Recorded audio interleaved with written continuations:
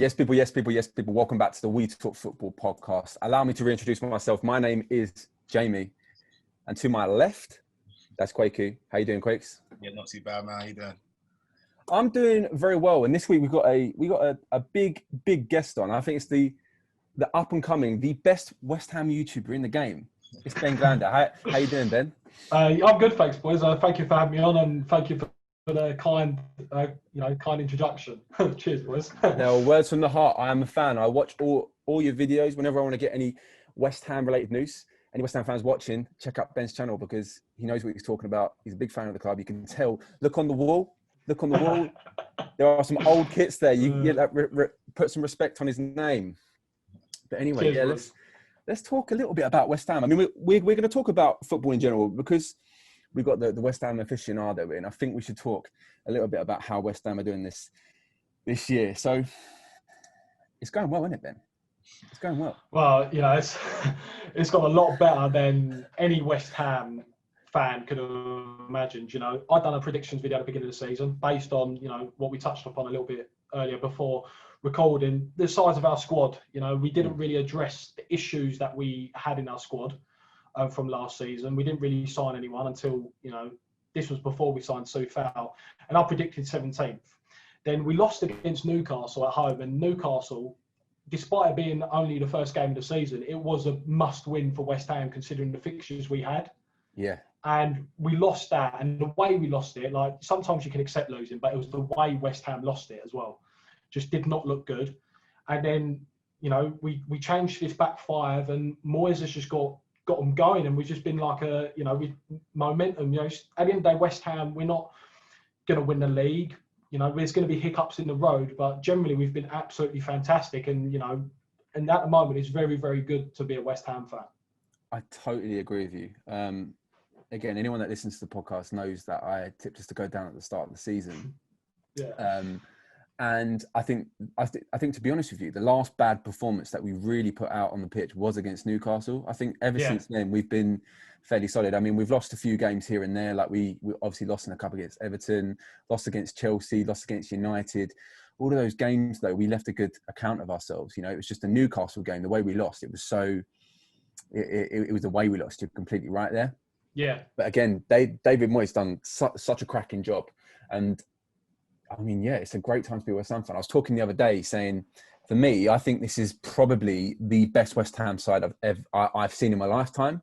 And I know a lot of West Ham fans will probably throw the last season at the bowling ground at us, with Payet leading us and all that. But I think now, I think we were beatable then. We just had Dimitri Payet doing unbelievable things every week. Whereas now, I think West Ham are like turning into this side that, a lot of people in football have made the comparisons towards the old Everton sides where, David Moyes creates these industrious sides with a bit of attacking flair in there, and just makes them hard to beat. But again, astute buys in the window. Souček, I've been flying his flag all year. I think he's look at Quakey laughing because he was signed in this season. All right, he was on loan last year, but for me, signing the season in the Premier League. Wait, James, can I hold you there 2 seconds? Ben, we can ask you this one quickly. So he's saying that Souček's is signing the season, even though he signed him on loan in January 2020. So does that count? Does he count as signing the season? Can he be contender for signing the season in your books? There's an argument for both. There's an argument for both. You could say no, because technically we signed him on a loan, but there was an obligation to sign him permanently if we stayed up. So I'm going to say yes. There you boy, West Ham fans stick together. But yeah, again, like Soufal as well. Like, how good has he been? Like, he's like the most 7 out of 10 right back you'll see, and he costs us like 5 mil. Every week he's consistent. I think, with Soufal, I think he's flourished more playing as a right back. Yeah. Because when I first saw Soufal, like the first game against Leicester, fantastic positional awareness, fantastic in the timing of the tackle. Just knew where to be at the right time. And I think the question in terms of a wing-back system was always going to be, because the wing-backs are providing the width for the team. They're the ones that have got to be on the front foot. They're providing the width for the team. And, there was always question marks, I suppose, of how he was going to be looking like going forward. And I always had those question marks about going forward. But then then we changed to a back four. We changed to a back four, and I think he's a lot better as a right back than as a right wing back. And the reason why I say that is because, one, obviously, you know, right backs are, you know, they're less attacking minded. But playing right back as opposed to right wing back, what that allows you to do is rather than playing at right wing back and vacating the space, playing at right back, he can attack the space like 5 or 10 yards deeper. Does that make sense? So when the ball's on the left-hand side of the pitch and there's a massive option to, you know, to switch the play, he's going to be attacking the space because he's already naturally 5 or 10 yards deeper because of the formation. Rather, if it was in the wing-back system, he's already vacating the space. He'll get the ball and then obviously pace it. He's not the quickest, like he's quick. I wouldn't say he's like rapid like Ryan Fredericks. So I think just starting at 5 or 10 yards deeper because he's playing right back, I think he's unreal for £5 million. I think I read somewhere on Twitter like he's got the most amount of assists as a right back like so far this season. And there is going to be, you know, an argument. Well, you know, Trent Alexander-Arnold hasn't performed as well as he could have this season, but at the end of the day, we paid £5 million, and what a signing he's been. Trent Alexander-Arnold is a B-Tex to Falquay. How do you feel about that? I'm not biting. It's just, I want to come from something that Jamie just said, though. You said this is probably the best West Ham team you've seen in your lifetime. I always associate West Ham, especially because of the way the club's kind of portrayed from, always viewed by neutrals, as a club that's always got that flair player that you can latch onto, whether it's the Di Canios or whether it's Dimitri Payet. So I remember the 15-16 season, I think it was, your last season in the Berlin ground, where the Payet was doing incredible things, or even the season where Carlos Tevez kept you up. It's like I always associate West Ham with that like kind of one talismanic player. And it seems like this season you've got more of like a solid unit. So in comparison, when you compare this team man for man with maybe the 15-16 team, would you say that this team would come out on top just because you know how to win games more? Yeah, I would have to agree. I think if you was going to compare the two sides, I would have to say the 15-16 side were probably more entertaining. You know, it was a lot of games, you know, we'd win 3-2 or 4-3, or, you know, there'll be a lot of high scoring games where it'd be a bit of front and forth because, you know, Dimitri Payet, he was the fundamentals behind that team. But now we've got, you know, a lot of good players. We've got a lot of goals coming from a lot of different areas in terms of strikers, Souček, Bowen's chipping in. And I think what Jamie touched upon earlier, to be fair, this is the first time since the 15-16 season that if West Ham go behind, I feel like we can get back into a game. Right? Yeah. If we're losing 1-0 or 2-0, even at 2-0, like 3-0 away at Tottenham last 10 minutes, whilst, you know, if you had asked me at the time, are West Ham getting back into this game, I would have said no.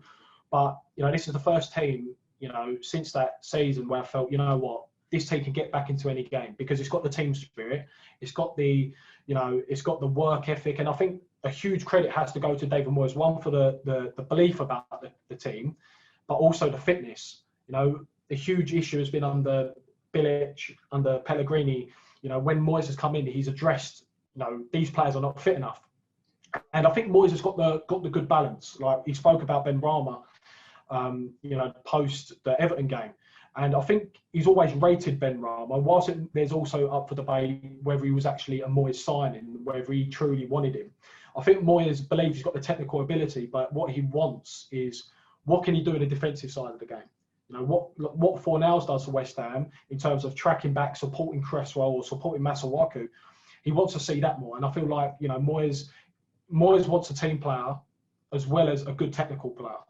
And I think Moyes has found the perfect balance because, as you said, we can win games ugly now, right? Whilst in Bilic's era, it's either we lose games, right, or we win games by scoring more goals than the opposition. We never really, you know, scrapped out a 1-0 win or a 2-1 win.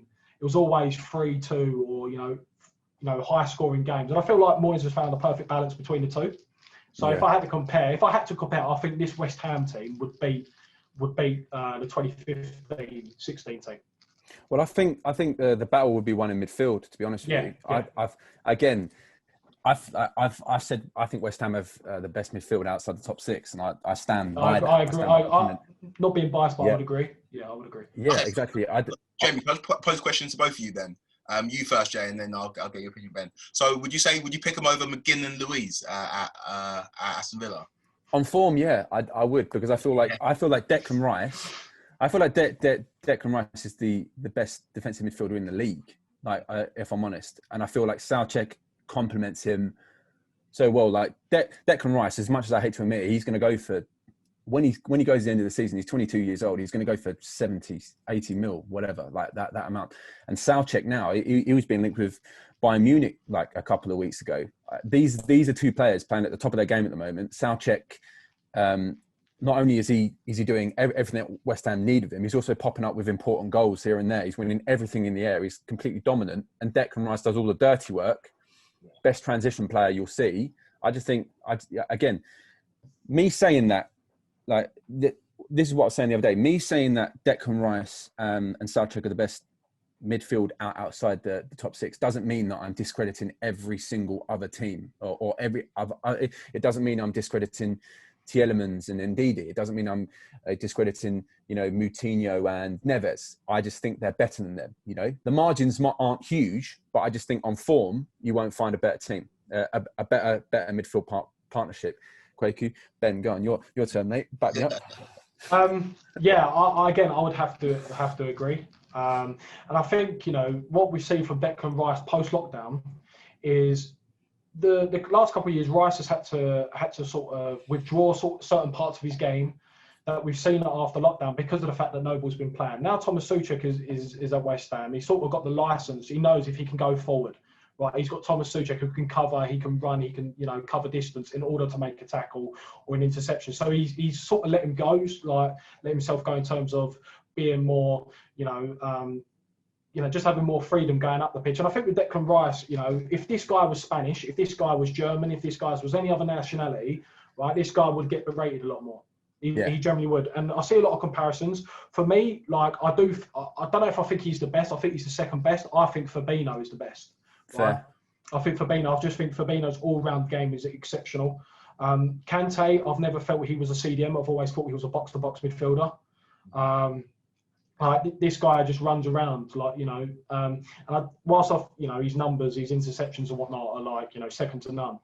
I felt he's probably more of a box-to-box midfielder, and then rather than a strict CDM. With Ndidi, I rate Ndidi a lot, but the thing with Ndidi is that I don't think he's as good on the ball as Declan Rice. His technical ability, whilst Leicester are a team that like to maintain possession and play between the lines, he's not as good technically as Declan Rice. And I feel like if Declan Rice was, not English, he would be rated a lot more. For me, Declan Rice, I would say he's second best. I think Fabinho, and if I had to say Fernandinho, if Fernandinho was a couple of years ago, he would certainly be up there. But for me, Declan Rice, that guy, he's exceptional, man. Honestly, and there's elements of his game that people just don't rate. A lot of people think that Declan Rice can only pass side to side. Well, they don't watch West Ham enough. The amount of times we saw last season, the goal we scored against Chelsea at home, with the Antonio equaliser, a fantastic pass in between the lines. The pass that he played, a 40-yard pass for Bowen against who did we just play? Burnley? No, who did we just play? West Brom. West Brom.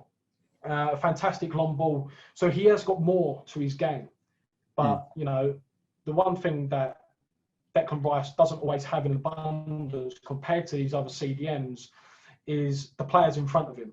The way West Ham play, a lot of the time we are sitting behind the ball. So when he does receive the ball, sometimes he might have to go side to side in order to sort of other players on the pitch to get into the opposing half, where these other teams, if they win the ball, boom, they've got maybe 3 or 4 options on the ball to maybe do that. But for me, Declan Rice is right up there, definitely. Off the back of that Declan Rice point, obviously Jamie's been raving about him for years. It's always good to have friends who support teams that you don't ordinarily watch that aren't normally in TV slots, because it means you get to see them or you take notice of them a little bit earlier than when they come to prominence. So where Jamie's been banging on about Declan Rice for years, I kind of been following him and been tracking him. And I agree with everything you say. He's an absolute baller. What's your thoughts? I'll go to you first, Jamie. What's your thoughts on Declan Rice in terms of the summer? Do you reckon he's Chelsea bound, or do you reckon you can keep him for another year? Did you say to me first? Yeah. I think with Declan Rice, with my West Ham hat on, you want him at West Ham as long as you can. I think with your general football hat on, it all depends on what football West Ham can offer him at the end of the season. We can't give him much more as a club. We've made him club captain when Mark Noble doesn't play. You know, I think West Ham need to get European football really to keep him at the club. But, you know, if you know, as a West Ham fan, if Declan Rice leaves West Ham, you know, Declan Rice has given us over 100 caps already, you know, like, and if he does leave, then it's going to leave to go to a club where he's going to progress his career. You know, like West Ham fans still begrudge Lampard for leaving, but Lampard went on to Chelsea and had one of the best, like, you know, careers in Premier League history, you know? So I think, yeah, for me, I think I could see him leaving in the summer, but I wouldn't be surprised if he stayed around for another season or so. I just think it's all dependent on if, you know, say West Ham don't lose to the end of the season, we end up getting Champions League football, then I have no reason why. I don't think that's going to happen, by the way, but I don't think he would leave in that case. But I think we need to offer him the next step in his career, like the next step in European football to keep him around, I'd say. Yeah. I agree with Jamie, but I feel like the main driving force of this rise to Chelsea's Lampard. So I'm like this, that Lampard gets sacked. I'm like this, right? Because I do believe that, you know, if Lampard gets sacked, he's the main driving force behind trying to get this transfer done. Mm-hmm. And, you know, if he gets sacked and maybe Nagelsmann or Tuchel come into Chelsea, they're going to bring their own players that they trust, rather than maybe looking in the Premier League. So for me, if Lampard gets sacked sooner, the better. Yeah. And then there's also links with Manchester United. But obviously there's rumours saying that Rice obviously does want to go there. He prefers to stay in London. So for me, I agree with what Jamie said. We have to offer him something, because all he's really known at West Ham is, apart from one season under Pellegrini, is struggling, you know. And we need to, you know, on the pitch and in the transfer market, get it right in terms of, right, we're showing ambition. When the likelihood of us, you know, in the next 3 or 4 years to actually satisfy that ambition of Rice in terms of getting the Champions League is very slim. It's very slim. Yeah. But this season, you know, what it's currently like, you never know. We've just got to go for it. Hopefully, it's good enough for the short term for him to stay, and hopefully Lampard gets sacked. You know, just get him gone, please. Roman, just get him gone, Roman. Well, that's probably a good segue into talking about football in general. So obviously, Kwaku's a Chelsea fan, and I've been saying throughout the episodes all year, you know, when does it become acceptable to start slating Frank Lampard? When does the excuse that, you know, you've got to allow these players to bed in? When does that excuse become a bit tired? For you, from like a you know, looking at Chelsea as a neutral, what do you think about that situation there? Before, I don't think you could call any West Ham fan a neutral when it comes to Chelsea. I'll give my actual honest opinion. So obviously, apart from the non-biased, like wanting him to get sacked because of Declan Rice, I'm a big believer now that, especially in the current climate of football, is that, you know, just sacking managers nilly-willy and then just, you know, employing someone expecting, you know, success is long gone. I think it's long gone now. You know, you can see it with Ralph Hüsenthal, right? At Southampton. They lost 9-0. They were in a relegation zone, right? This guy was someone who come from, you know, another country, managing another country, had a good reputation, but they backed him. And look at what's happened to him now. In terms of Lampard, you know, you could question his managerial experience in terms of how to manage big egos, because he was at Derby. Obviously, the presence that he actually withheld in football anyway could obviously hold in good stead. But for me, unless, you know, yes, they're not in a good situation. Chelsea are not in a good situation. But the way I look at it is, the league is so tight now. 3 or 4 wins in a row for Chelsea, and suddenly they're back in a title race, for example. Because we've seen Liverpool drop points. We've seen, you know, whilst I think Manchester City are favourites of the league now, but we've seen Liverpool drop points, you know. Manchester United, look how good Fulham were in certain parts of that Manchester United game. That game could have easily gone either way. And I feel like if Chelsea can get on a run of 2 or 3 wins, suddenly they're in the title contention. And I think the biggest thing with Lampard was he done so well last season without money, right? With money, people thought, right, well, with money, this guy's going to win the league, right? Because he done so well with kids and got them into the Champions League. And he sort of overachieved, because not a lot of people were expecting them to finish 4th. But for me, if Lampard could just finish in the top 4, if he could finish in the top 4, you could probably use that as an excuse, right? These guys have bed in now. They've had a year of Premier League football. You know, Havertz and Werner are struggling. I still don't think he knows in terms of the starting 11 what he wants to go with, because he's always changing formation. But we've also seen from Lampard, especially last season, that he does have the tactical nous to be flexible. Tottenham away, I remember, you know, there was someone that played 4 at the back and they went 5 at the back against Tottenham, right? Stretched the pitch, they won 2-0, and I think Williams scored both goals. So he's proved before that he is tactically savvy. For me, yeah, you know, it's such a tight season. I wouldn't sack him unless if they lose the next 2 or 3 games, for example, then I suppose that I'd imagine Roman Abramovich will pull the trigger. But for me, if he could just get top 4, then, you know, he could probably put this season behind and then maybe concentrate on the next season. Yeah, I'm in agreement with yourself. I feel like maybe it's not a great comparison with you guys, because everyone's kind of seen what Paolo Di Canio became as a manager when he was at Sunderland. But it's like, as a Chelsea fan, I don't know what more we could really want when your greatest ever player, most fans' favourite player, now becomes your manager. In his first season as manager, he takes a team that weren't expected to finish in the top 4 by anyone, really, no matter what people say now. No one really had Chelsea finishing in the top 4 with the transfer ban as well, and losing your best player in Eden Hazard. He took that group of kids, essentially, where Tomori played the majority of his time in the Championship season 4, so did Reece James, so did Mason Mount, so did Tammy Abraham, like 4 of our most important players last year. Took that team to finish in 4th. And this season, like you say, it's very, very tight. I think we're maybe 9, 10, 11 points off the top place in the middle of the season. If you would have asked a Chelsea fan, most Chelsea fans, not me, because I said win the league, but if you ask most Chelsea fans at the beginning of the season, you're going to be 9 or 10 points off of Liverpool or City come midway through the season, would you take that? And a lot of Chelsea fans would. So I feel like we've got to take a step back and have some perspective on that in terms of things haven't gone great right now. And like you say, if we lose our next 2 games, I think he's gone. We've got Luton on the weekend in the FA Cup, and Sunday, yeah. That's a game that we have to win, and we will win that game.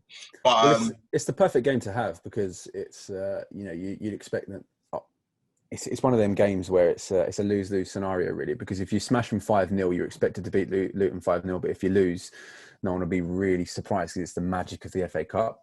But I think the next, I mean, you have that game which is just you're expected to win, but then you've got Wolves and Burnley, so it's a tough situation. The one thing I would like to say on the situation is, like, as much as, you know, it's you know, ultimately I want Frank Lampard to succeed, because he's a young English manager in the game.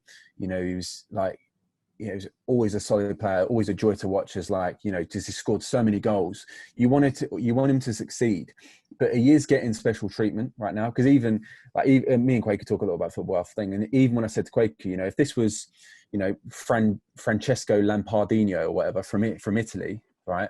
Yeah. You would have been calling him for his name 3 weeks ago. You know, it's just he's getting the Chelsea treatment, and I just think, when does it get to a point where that's too much? And I suppose if you do lose the next few games, then yeah. I think the leash is longer with club legends, because if you look at players that, like Ollie, where there's points within this season where people were like, he should have gone. The reason why Ollie didn't go is because Ollie's a club legend, and Lampard's that times 3 or 4 for Chelsea in terms of what he's done. And you look at Arteta at Arsenal, who's not even a club legend. And there was points of the season where Arsenal were languishing in like 17th or 16th spot. If he was somebody else, they probably would let him go. But he's got that association, that affiliation in the club, which I do think is important and imperative for pulling you through situations like this, where you know the club, you know the people around the club, you have that sense of comfortability. When I hear Lampard talk, he doesn't sound like a man that's feeling like he's going to get sacked. He sounds like a man that knows things are going wrong, and he knows he's got time to sort it. Whereas if it was a foreign manager or a manager that didn't have that association in the club, they'd be feeling the pressure a lot more right now. So I thought we have to allow him the time.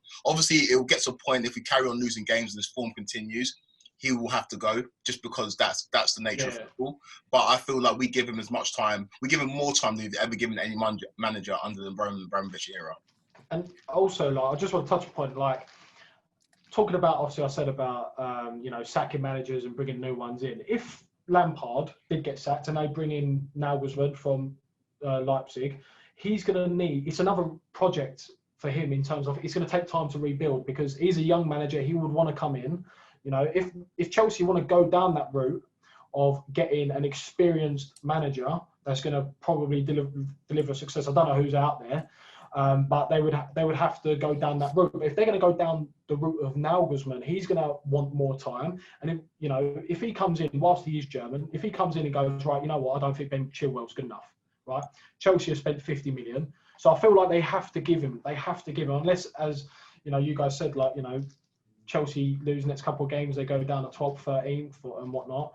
You know, if he could just get in the Champions League, you know, it'll be good for him and good for Chelsea, because, you know, Nagelsmann, it'll be another rebuild. He'll want to bring his own players in, and you've got to give them time, let them have time, and then coming next year, you're going to have the same discussion if it goes down a similar path. Of, oh, we've got to sack him because we're sitting 8 points off top of the league, when really we spent 150 million. You got to give it time. You got to give it time. Like, you know, Oli, as you said, Ole Gunnar Solskjaer. You know, there's a lot of times during his tenure where you could have arguably said, right, why is this guy still in the job, right? But at the moment, it's going well for him. You know, he looks like he's now found a team that he's happy with, he's comfortable with, and, you know, certain substitutions he likes to make at certain points of the game, and they're doing well. You know, they're top of the league, and they're winning games. Not so long ago, under an Ole Gunnar Solskjaer team, they would have either lost or draw. And they're starting to win those games, like the Fulhams and the Newcastles away, for example. So yeah, I would give him time. But if I've got the West Ham hat on, sack him. One last thing I want to say before we move off of Chelsea and onto the other Premier League teams is that, like, I think Chelsea fans and fans of the Premier League in general are so used to when Chelsea win things. It's very rare that Chelsea are in a title race. When Chelsea win trophies or win the Premier League, they run away with it. The only exception being when Ancelotti won in 09-10. So, like, when Mourinho first come in, he won the title in his first season and went back-to-back. When Conte came in, won the title in his first season. When Ancelotti came in, won the title in his first season. So when people see Chelsea and see that Chelsea are on the rise and Chelsea have got a decent team, it normally happens instantaneously. It's never a gradual build. You've never seen a Chelsea manager build a project and see the fruition of that project. So I feel like if this Lampard thing is going to work, it's going to look a lot different to Chelsea's success in the past, but it'll be a lot more satisfying because it would be like a build to the success. So I feel like from Chelsea fans, or from my point of view, I feel like we have to give him time to see if he can pull through. Yeah, and just my last point about Chelsea, I think you're absolutely right, because Chelsea fans, since they've been bought by Roman Abramovich, all they've ever known is instant success. And they've never really, you know, been in the shoes of a Liverpool fan. So when Jurgen Klopp finally leaves Liverpool, you know, you know, Liverpool fans are going to know what a project feels like, you know, how long it takes in order to maybe get to where they want to be. And Chelsea fans haven't experienced that. So right now they're in limbo. They're like, well, you know, most Chelsea fans, well, if we're not winning the league by January, then I want him gone. Yeah. And Chelsea fans need to experience it, you know, what it feels like actually to, as you said, to go through with a plan, to go through with a long-term vision. So when Lampard, you know, eventually leaves Chelsea, the next one, you know, it's not right. We've got to win the league the first season, otherwise he's gone. So yeah, that's my final point really on Chelsea. Yeah, I mean it's completely fair, but you know I don't think they'll achieve anything with a BTEC Danny Welbeck up front, Quakey. You know? BTEC Welbeck. Oh. Yeah, BTEC Welbeck. We've got this bet going on because I mean when Antonio was in form, I was saying that, you know, Antonio would offer more to the England squad as a fourth choice striker. Yes, definitely. Thank you, Ben. Thank you. But we've also got another bet now that he thinks. What is it, Quakes? You think Tammy Abraham? Yeah, will score more goals this season than Calvert-Lewin. Bear in mind, I've given Jamie a head start here. Calvert-Lewin scored like 5 more goals than Tammy Abraham, but I just think Tammy Abraham's going to score more goals than him this season. What's your thoughts on that, Ben? I don't think so, because I just think he'll be in constant rotation with Giroud. And yeah, I just don't think, you know, I feel like Tammy Abraham, you know, is one of those strikers. Like I'd like if West Ham needed to sign a striker, I wouldn't mind Tammy Abraham. Yeah. I wouldn't pay probably what, you know, because of his age and whatnot, I wouldn't pay like 40-50 million for him. Yeah. But I just feel like he's one of those strikers that need 3 or 4 good chances, like very good chances in order to put one in the back of the net. And with Antonio, like I actually put a tweet out of this, I think after the West Brom game. You know, Antonio, if he's on form, there's no other England striker like him. Like there's no one that can offer the physicality, the strength. Yes, I get it. He's not the most blessed finisher in the world. Like some of his finishes they're a bit scuffed, but at the end of the day, he's putting them in. And for me, like I can understand why Tammy Abraham is, and I think Antonio touched upon this on like a podcast that he done. he can understand why Abraham's getting in the squad over him, because it was a question that he was asked. It was because at the end of the day, Tammy Abraham's young and he's going to be more than likely part of long-term future England squads. Where Antonio, he's 30 years of age. Like if he's going to get any chance of an England spot, he's got this Euros and maybe a World Cup if he's lucky. But for me, I would definitely take Antonio. I would, just because, I would start him. But if we were struggling, we needed something different. Yeah. That's it. On his day, there's no English striker in the Premier League who's like him. Well, I saw that podcast episode as well. I think it was the Super Six with Laura Woods and Super Six one. Yeah. So I saw that. So don't get me wrong, I completely understand Gareth Southgate's reasonings as to why he picks Tammy Abraham, because Tammy Abraham's a lot younger.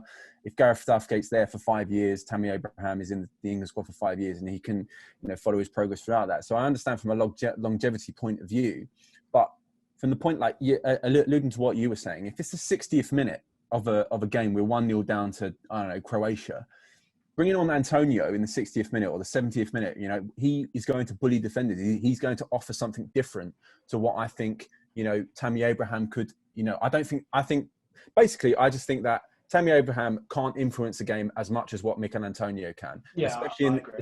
Especially in the latter stages. And as an England fan, when you get down to the nitty gritty of tournament footballs, and you need, sometimes just to change up a game because things aren't working, I think Mikel Antonio offers you a plan B that I don't think Tammy Abraham does, because Tammy Abraham, although he's huge, he's awful in the air. He's one of those tall players that requires everything at his feet, but he hasn't got the physicality to match it. I think I was saying to Quaker, I would love to see Tammy Abraham just get in the gym for the next year, bulk up and become a lot more of a physical specimen, because no one's trying to see, Peter Crouch version 2. I think Tammy Abraham has like he has so much potential to be a better player, but I just think he just squanders it. And I think Mikel Antonio could you saw Mikel Antonio on that run the other day, just push off Pereira. Yeah, Abraham ain't doing that, man. Abraham is Pereira. Abraham's Pereira. Abraham, exactly. Yeah. Abraham's gone somewhere. Yeah, but Antonio would do it on both sides. He'd be like, yeah, see you later, Tammy. I've jumped in and interjected on this, but I think you two need to take your West Ham goggles off. I understand Mikel Antonio is a very, very effective player, but if you ain't, I can't even. How am I going to work? If you ain't West Ham fans, the way that you're raving at Antonio is not going to be the same. You know what I mean? He's a very effective player. He's a very good player, but I don't know. Look at his stats post lockdown. Look at his stats since post lockdown, mate. It says it all. We don't need to say anything. I'll take the West Ham hat off, mate. Four of those goals were against Norwich, who were arguably one of the worst Premier League teams. He scored 17 goals since lockdown. Yeah, I do agree with what you're saying. He's an effective player, but the thing that I've got with Abraham, as Jamie said, this guy is a physical specialist. He's got the frame, but I don't feel like he uses his frame well. I do feel like in games that I see him that, despite his frame, that he can get bullied off the ball. And the thing is, as you said with Antonio, he is effective. He knows exactly what his strengths are and his weaknesses. His weaknesses for me is sometimes his decision making and his finishing. Right, in terms of like we saw against West Brom, there was an easy pass that he could have played in the left hand side. He got the ball and he spwned it. Right, He absolutely spwned it, and I think he said that in that same Super Six podcast is because he never really had the technical coaching, because he was never in a Premier League football academy. Yeah. But what he knows he's good at, right, is his strength and his ability. And if we were saying a striker after Kane, right, you need someone who offers something a bit different. 60th minute, who can ruffle up a couple of feathers, run the channels. He's still fast. For me, there's no other better option. You've got Danny Ings, they're your coaches. They're very good technical finishers. Calvert-Lewin is probably the only other one that you can maybe say offers similar to Antonio in terms of he knows how to use his body well, very good in the air, right? But Antonio, I think, he's not the most blessed technical finisher, but what he could offer outside of that is a lot more than Tammy Abraham could offer, in my opinion. I think we've got to go around about this all day long. So, who do you think is going to win the league, Ben? I know you touched on City being favourites, but who do you reckon is winning the league this season? I think Manchester City will. And the reason why is because I always felt that Manchester City, I thought Liverpool were. I think a lot of people did. I thought Liverpool were.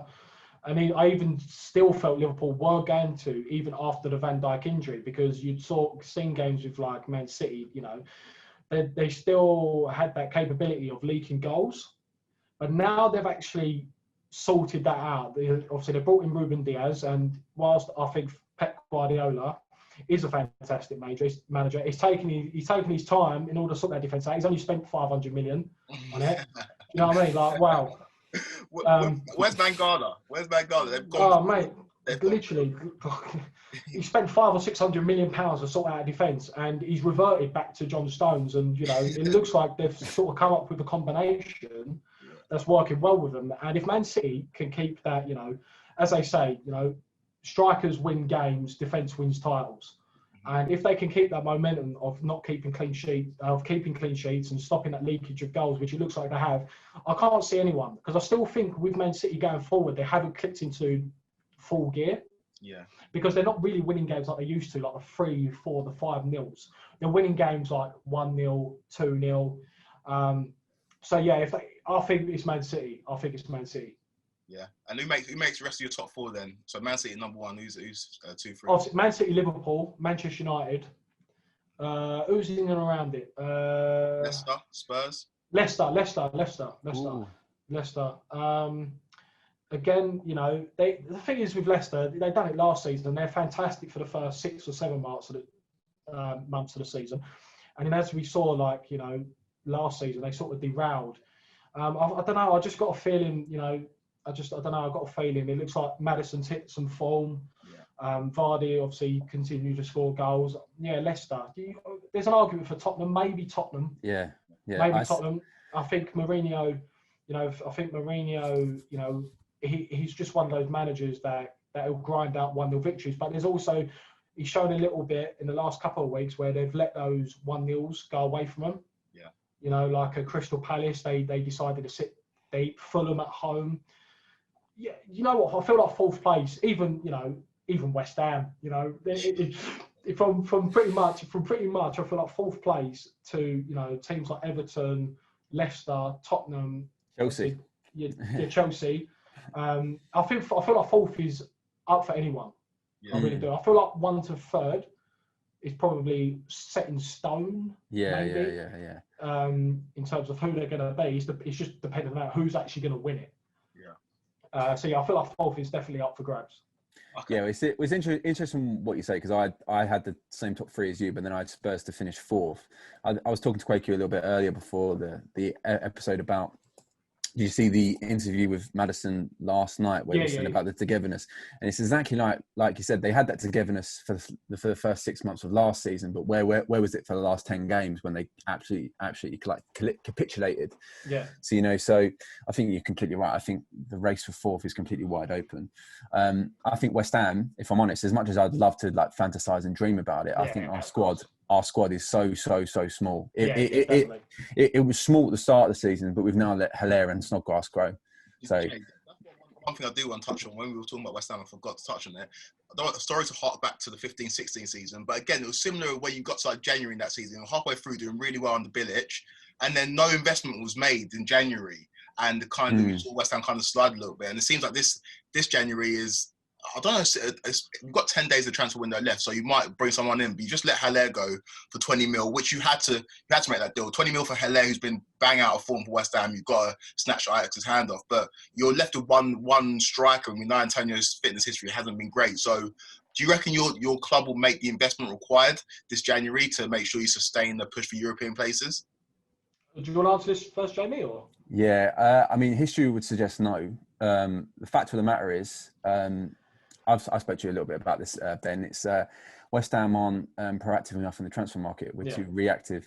And even now, we're delayed on the old reactive situation because what we sold Haller, how long ago? It was the start of January, wasn't it? It was like... 8th of January we sold him. 8th of January, and it's the 21st now. So that's, you know, tomorrow it'll be 2 weeks. You know, we've gone 2 weeks and we're going into the rest of the season with Antonio, if we can keep him fit, and was it Odebeku? Odebeku, yeah. Odebeku, yeah. But like we got him, the young player who's in the same academy as Greenwood, meant to be amazing. There were people there saying he was as good as Greenwood, but you know he's got no chance so far at West Ham.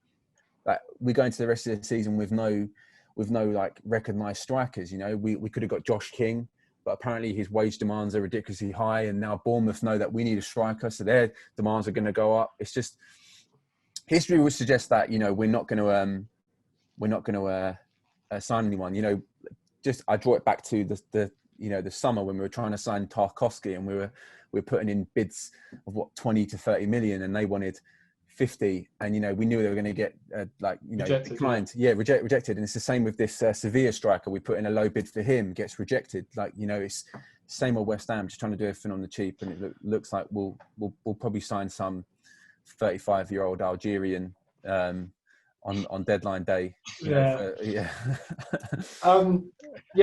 opinion on it is that West Ham only spend money when they have to. If we was in a relegation battle come January, we'll be spending money like we did last January. We spent like 20 million on Bowen, right? But when it actually comes to an opportunity where we can improve, right, and do a bit more, and there's money available, we never spend it, never. Yeah. And the thing with Haller, I was not against selling Haller, but I was against the way they've done it.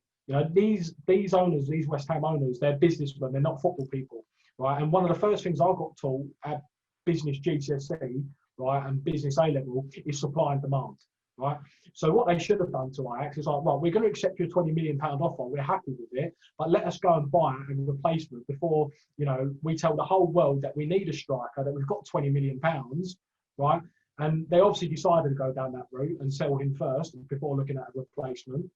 And now we're in a position where as each day goes by and it gets ever so closer to the end of the January transfer window, we're in a predicament where we're going to probably overpay. If we are going to sign someone, we're probably going to overpay because clubs are looking at us going, well, they need a striker. We knew they got a guaranteed 20 million off Ajax.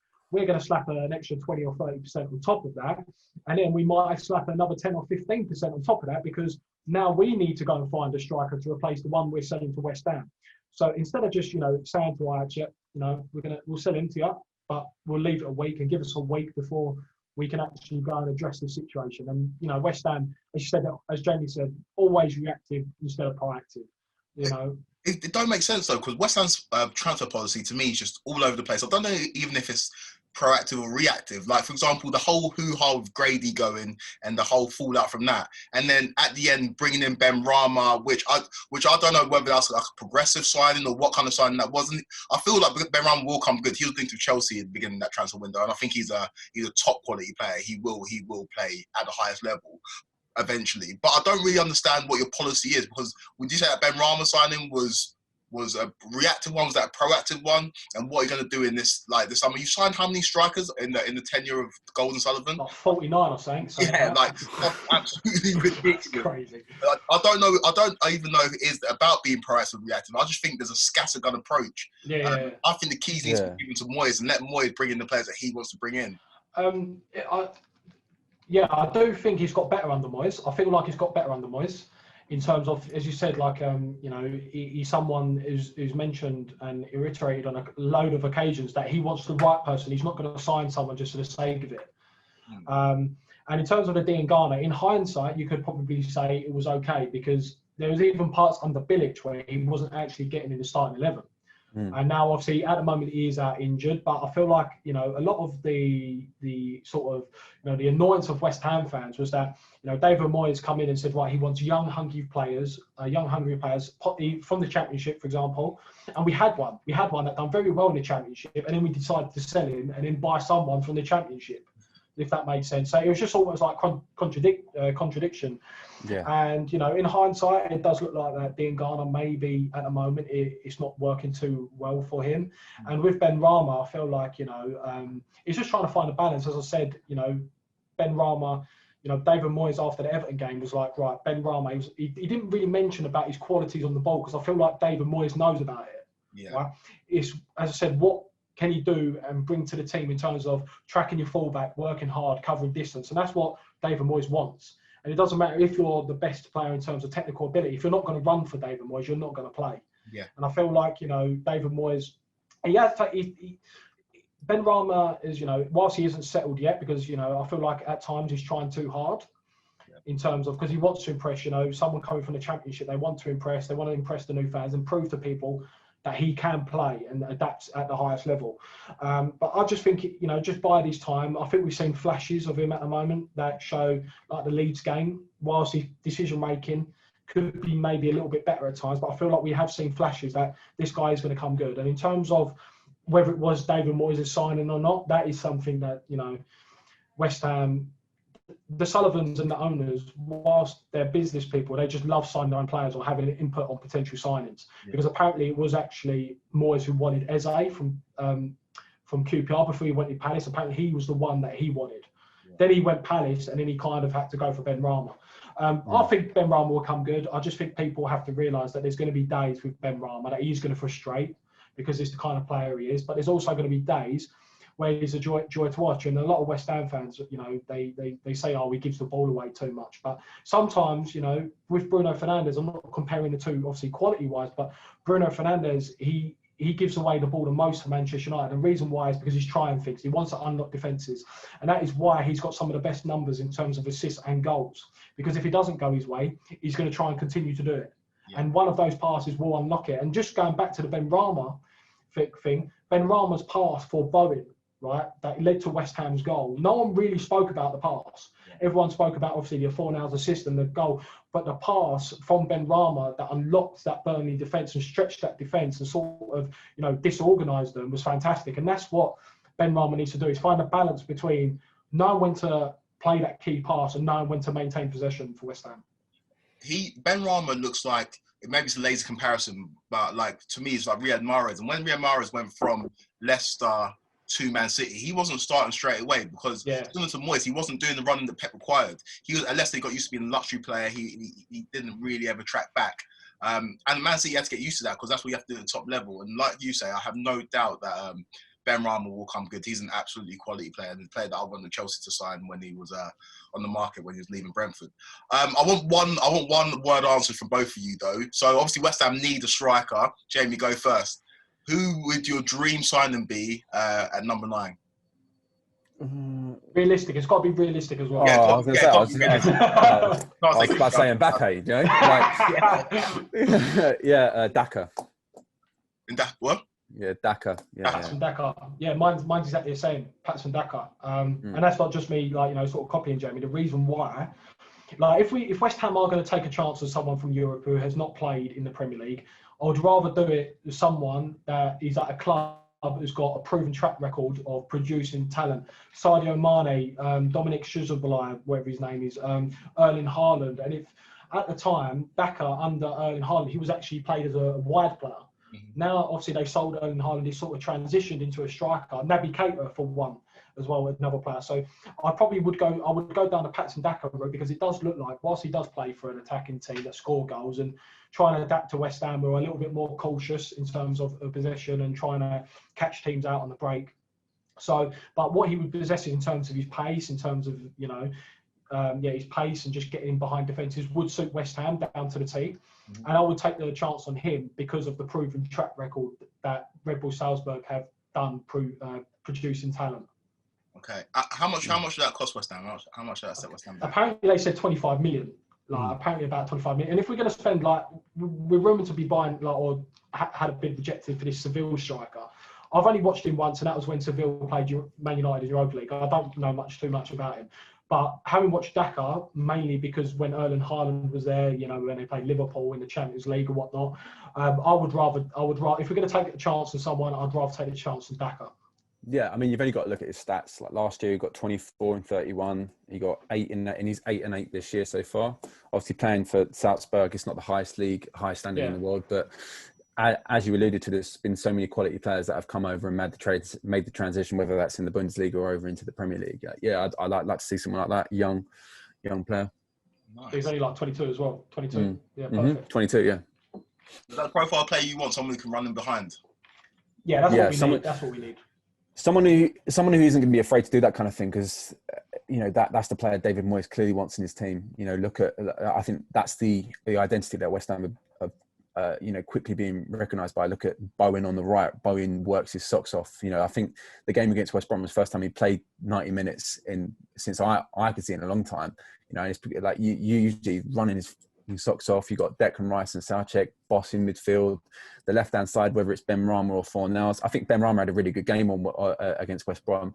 But even then, he was working back. You know, just a player that can really run the channels, be an understudy to Antonio, and you know, also be depended on, and also, you know, provide a bit of competition to Antonio, because at the moment Antonio's got not much competition, you know, and how long that's going to, you know, I think having that is always going to be a bit healthy. And, you know, I can run, I can hold the Mikel Antonio flag all day, but it's incredibly naive for West Ham to go into the rest of the season without signing someone else, because, you know, as much as I think Antonio is a great striker for us, he is one injury away from being out for, you know, 4 weeks, or do you know what I mean? Like he's imperative to us right now. Yeah, I would agree. Yeah, as I said, like, I think at the moment West Ham are one injury away from derailing our whole season, and that is Antonio. You know, if we lost Wright sort of for 1 or 2 games, yes, Noble not as good as he used to, but we now have Soucek. Ogbonna, you know, Dawson has come and done really well. But yeah, if we lost Antonio, now we've got no Haller, and we've put all this emphasis on this, you know, relying on this young striker who has himself had a very big injury. He had a 4-month injury with a hamstring injury.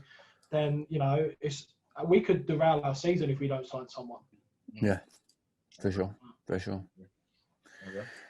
But yeah, Ben, I mean, it's been fascinating to hear your opinion on football and talk all things football, especially with West Ham. I can talk West Ham all day, but I suppose the one thing we want to know is where can people find you? You know, tell us about your channel and what you do over on the Ben Glander YouTube channel. Yeah, so my YouTube channel is just literally Ben Glander - West Ham fan channel. I just create West Ham content, you know, just express my opinions on transfer news, what's happening at West Ham. Just check me out over there, or if you support West Ham. And my Twitter is at Ben_Glander. That's my personal one. Mm-hmm. Then I have a BG West Ham, which is just my initials, and West Ham as another Twitter handle, which is more just West Ham. Nice. But yeah, I've thoroughly enjoyed this, guys. I really, really enjoyed it. Thanks for having me on. No, you're welcome. And yeah, as I said, people, I do watch his channel. He does know what he's talking about. I'm a West Ham fan, so I'm always getting the most recent West Ham news from him. Or ex-WHU employee on Twitter. So yeah, thanks again for coming on, Ben. We really appreciate it, man. Thank you, guys. I really appreciate that, man. Cheers. Ben. Cheers, mate.